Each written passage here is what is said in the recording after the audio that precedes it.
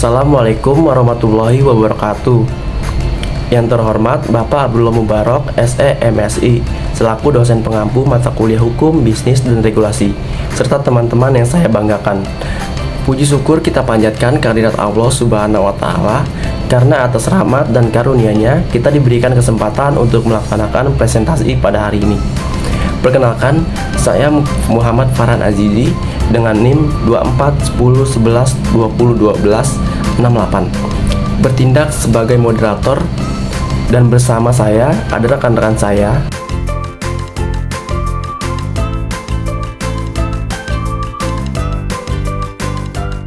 Di sini saya akan membacakan pengangkutan laut, yaitu ada pengertian kapal Indonesia. Suatu kapal dianggap sebagai kapal Indonesia jika memenuhi persyaratan hukum yang berlaku, termasuk kepemilikan surat-surat kapal yang sah dan ukuran minimal tertentu. Kapal ini terdaftar dan dapat menjadi objek hipotek. Berikutnya ada pengusaha perkapalan atau raider, merupakan sebuah pihak yang mengoperasikan kapal dan bertanggung jawab atas segala aktivitas yang berkaitan dengannya. Tanggung jawab meliputi tindakan hukum yang dilakukannya secara langsung dan juga tindakan anak buah kapal selama dalam menjalankan tugas di kapal. Berikutnya ada awak kapal, nahkoda, dan anak buah kapal. Nahkoda sebagai pemimpin kapal memiliki wewenang penuh dalam pengoperasian dan keselamatan kapal.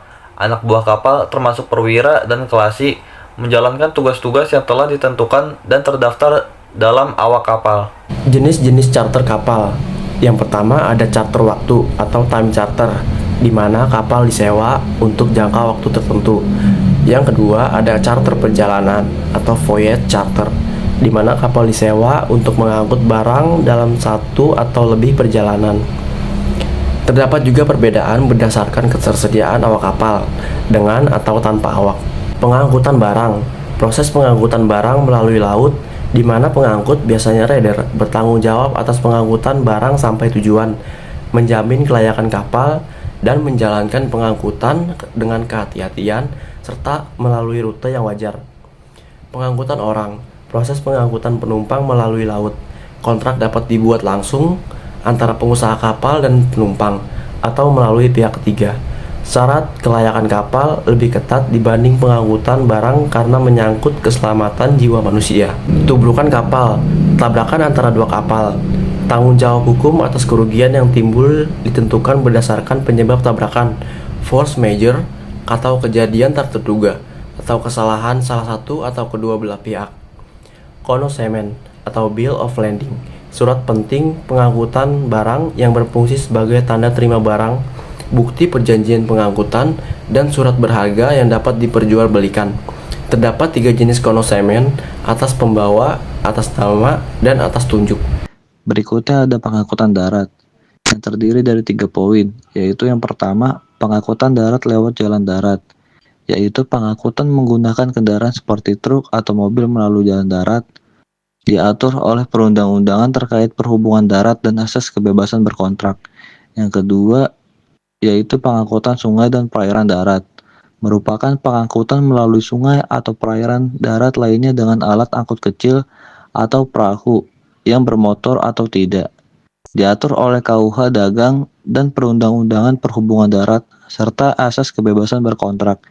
Yang ketiga, ada pengangkutan kereta api, yaitu pengangkutan barang atau orang dengan kereta api, diatur oleh perundang-undangan perkeretaapian dan perhubungan darat serta asas kebebasan berkontrak. Selanjutnya kita masuk ke pengangkutan udara. Pengangkutan udara merupakan pengangkutan orang atau barang menggunakan pesawat terbang dan helikopter. Diatur oleh perundang-undangan di bidang perhubungan udara serta atas kebebasan berkontrak melalui pembuatan kontrak pengangkutan udara. Lalu pengangkutan multimoda. Model pengangkutan yang menggunakan berbagai jenis alat angkut secara bersamaan untuk mengirim barang. Contohnya, pengiriman dari Jawa Tengah ke Kalimantan melibatkan beberapa alat angkut seperti kereta api, kapal laut, truk, dan perahu bermotor. Diatur oleh kombinasi perundang-undangan di bidang perhubungan darat, laut, udara, kereta api, dan KUH Dagang, serta asas kebebasan berkontrak melalui pembuatan kontrak pengangkutan multimoda. Selanjutnya kita masuk ke pertanyaan. Pertanyaan yang pertama, apa yang dimaksud dengan pengangkutan laut dan pelayaran? Jawabannya, pengangkutan laut adalah kegiatan pemindahan barang atau orang melalui laut menggunakan kapal. Pelayaran mencakup aspek hukum, teknis, dan operasional dalam transportasi laut. Lalu pertanyaan yang kedua, apa yang dimaksud pengangkutan darat lewat jalan darat? Jawabannya, pengangkutan darat adalah pemindahan barang atau orang melalui jalan raya dengan kendaraan bermotor seperti bus, truk, dan mobil. Transportasi darat memiliki keunggulan dalam fleksibilitas rute dan efisiensi distribusi barang ke berbagai wilayah. Lalu pertanyaan yang ketiga, jelaskan secara lengkap mengenai charter kapal. Jawabannya, charter kapal adalah perjanjian sewa kapal antara pemilik kapal dan penyewa untuk mengangkut barang atau penumpang dalam jangka waktu tertentu. Jenis-jenis charter kapal antara lain charter waktu, charter perjalanan, dan charter kapal kosong. Charter kapal sering digunakan dalam industri pelayaran dan ekspor-impor untuk meningkatkan efisiensi logistik. Lalu pertanyaan yang keempat, jelaskan tentang pengangkutan udara. Jawabannya, pengangkutan udara adalah transportasi barang atau penumpang menggunakan pesawat terbang. Keunggulan transportasi udara antara lain kecepatan tinggi, jangkauan luas, dan keamanan tinggi. Namun, transportasi udara memiliki biaya yang lebih tinggi dibanding metode pengangkutan lainnya. Selanjutnya, pertanyaan yang kelima, jelaskan tentang pengangkutan orang dengan kapal.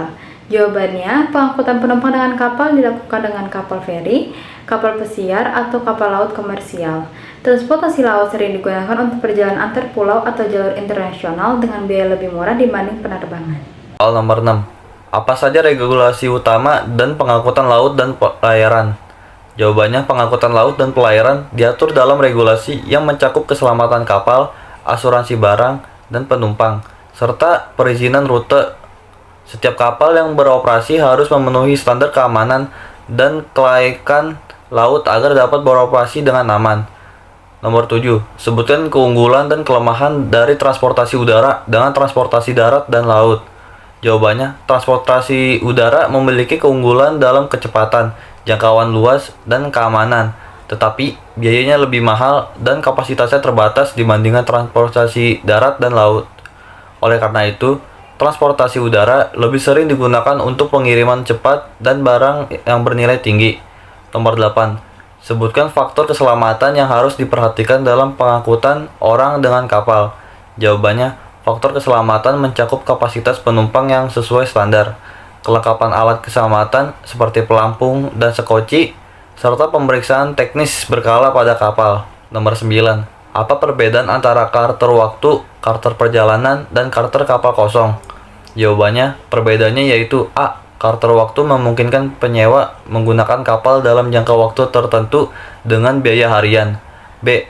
Charter perjalanan mengizinkan menyewa menggunakan kapal untuk satu rute tertentu. C.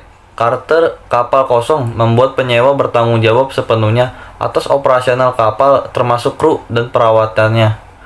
Nomor 10. Apa saja faktor utama dalam pengangkutan darat yang mempengaruhi efisiensi dan keamanan transportasi? Jawabannya, faktor utama mencakup regulasi lalu lintas, batas muatan kendaraan, serta kualitas infrastruktur jalan untuk memastikan kelancaran transportasi. Kesimpulan, materi pengangkutan laut, darat, dan udara menekankan manfaat pengaturan hukum masing-masing moda untuk menjamin keselamatan dan efisiensi. Pengangkutan laut mencakup pengelolaan kapal, tanggung jawab pengusaha, peran nahkoda, serta dokumen penting seperti konosemen. Pengangkutan darat meliputi jalur jalan, sungai, dan kereta api yang mendukung distribusi logistik.